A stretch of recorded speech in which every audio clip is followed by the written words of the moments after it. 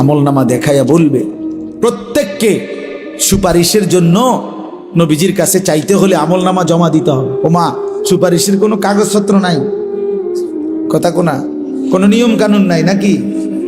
হ্যাঁ, কোনো ফাইল জমা দিতে হবে না তো? তো নবীজি তো দেখবে, নবীজির সামনে তো আপনাকে বলতে হবে, ইয়া রাসূলুল্লাহ, এই যে আনিসুর রহমান আশরাফি, এইটা আমার ফাইল, আপনি দেখেন, আমার জন্য একটু সুপারিশ করেন আল্লাহর কাছে। আল্লাহর নবী দেখবে 30 বছর সুদের ব্যবসা, 60 বছর বয়স, 60 বছর পর্যন্ত বিড়ি সিগারেট খাইয়া গেছে।